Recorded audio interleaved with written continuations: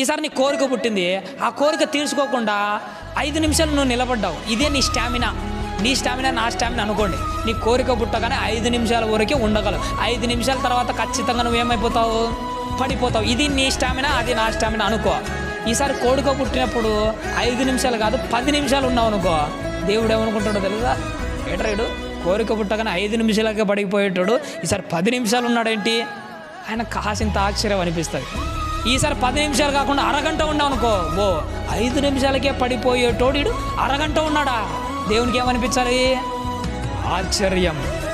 ఈసారి 5 నిమిషాలకే పడిపోయే నువ్వు అసలు పాపంలోనే పడిపోకుండా ఆ కోరికను పూర్తిగా చంపేస్తే ఆశ్చర్యకరుణ్ణి ఆశ్చర్యపరిచే భక్తి జీవితం నీలేకి వచ్చినట్టే.